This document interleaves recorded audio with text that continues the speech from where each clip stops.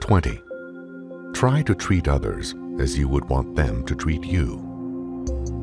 This is a positive version of the golden rule. Don't be surprised if someone seems to resent being told to be good. But the resentment may not come at all at the idea of being good.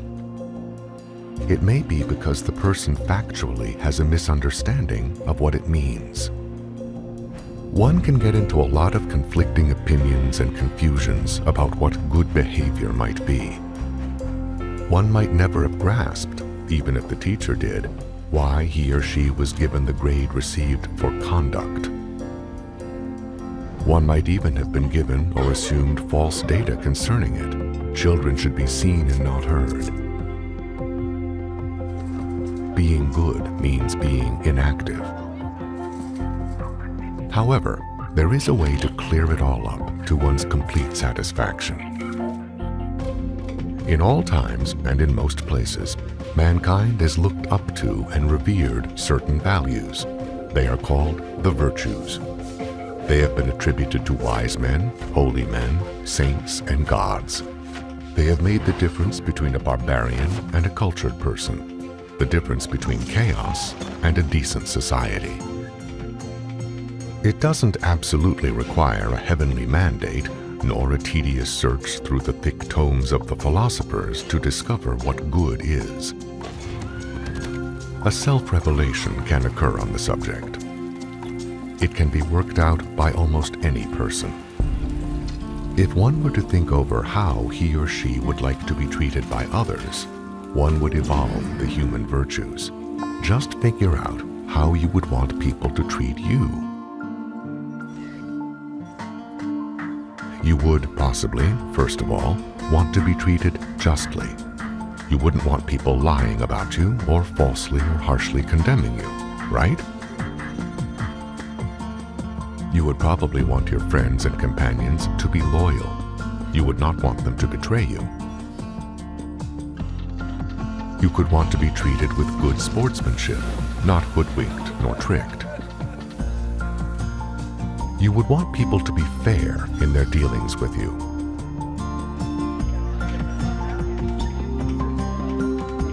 You would want them to be honest with you and not cheat you, correct? You might want to be treated kindly and without cruelty.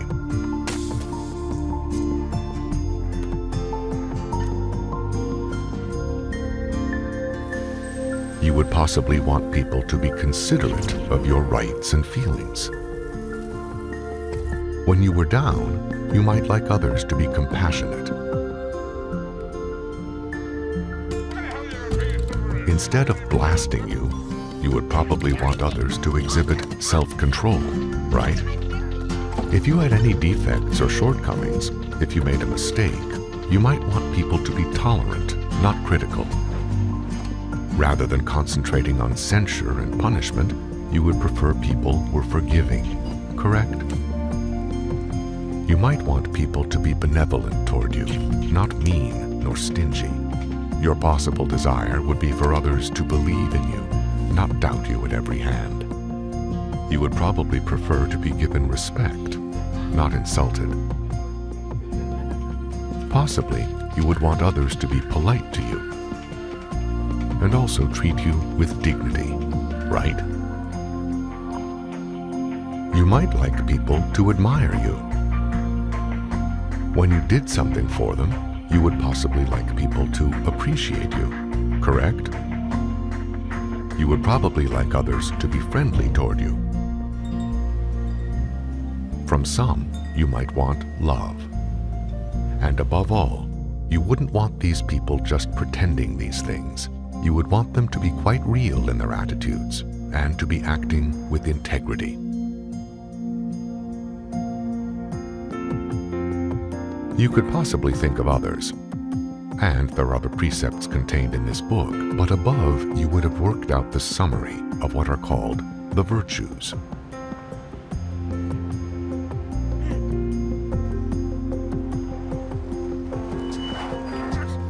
It requires no great stretch of imagination for one to recognize that if he were to be treated that way regularly by others around him, his life would exist on a pleasant level.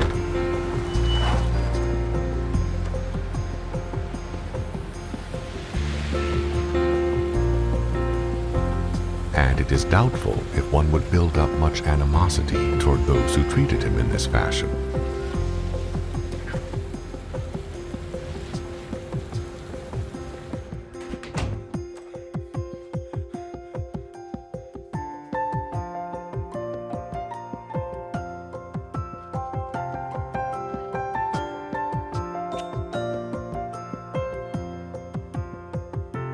Now, there is an interesting phenomenon at work in human relations.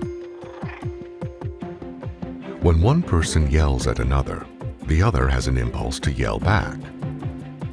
One is treated pretty much the way he treats others. One actually sets an example of how he should be treated. A is mean to B, so B is mean to A. A is friendly to B, so B is friendly to A. I am sure you have seen this at work continually.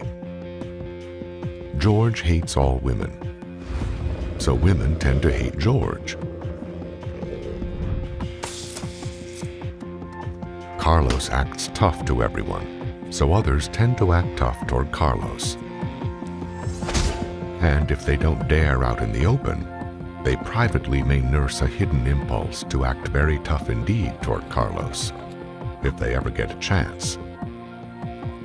In the unreal world of fiction and the motion pictures, one sees polite villains with unbelievably efficient gangs and lone heroes who are outright bores. Life really isn't like that. Real villains are usually pretty crude people, and their henchmen cruder. Napoleon and Hitler were betrayed right and left by their own people. Real heroes are the quietest talking fellows you ever met, and they are very polite to their friends.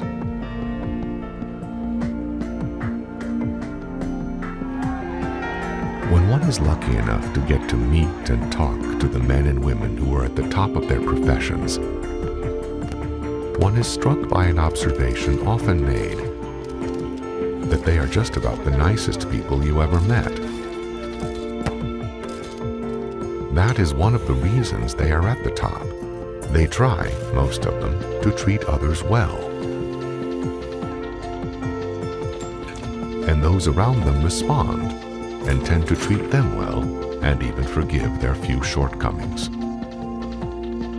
All right, one can work out for himself the human virtues just by recognizing how he himself would like to be treated. And from that, I think you will agree, one has settled any confusions as to what good conduct really is. It's a far cry from being inactive, sitting still with your hands in your lap and saying nothing. Being good can be a very active and powerful force. There is little joy to be found in gloomy, restrained solemnity. When some of old made it seem that to practice virtue required a grim and dismal sort of life, they tended to infer that all pleasure came from being wicked. Nothing could be further from the facts. Joy and pleasure do not come from immorality. Quite the reverse.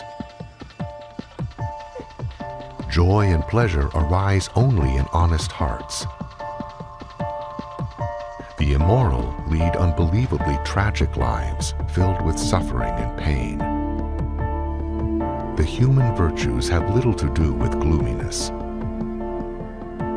They are the bright face of life itself.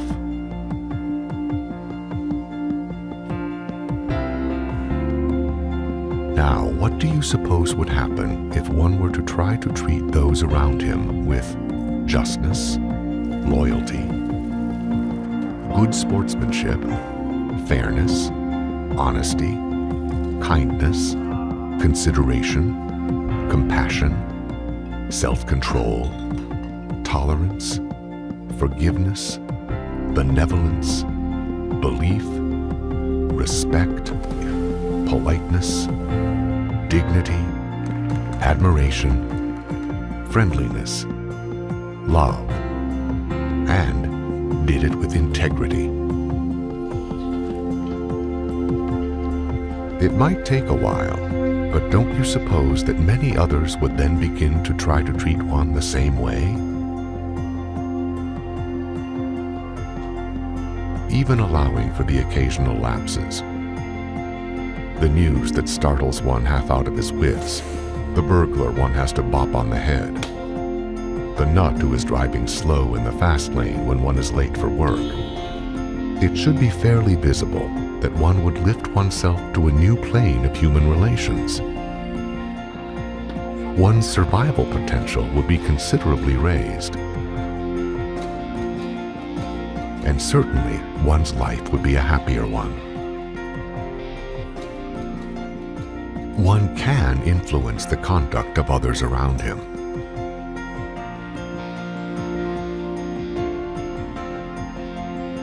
If one is not like that already, it can be made much easier by just picking one virtue a day and specializing in it for that day.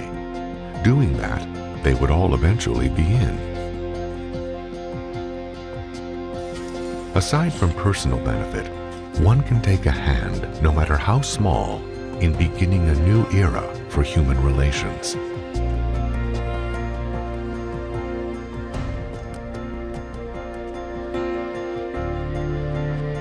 The pebble dropped in a pool can make ripples to the furthest shore. The way to happiness is made much brighter by applying the precept, try to treat others as you would want them to treat you.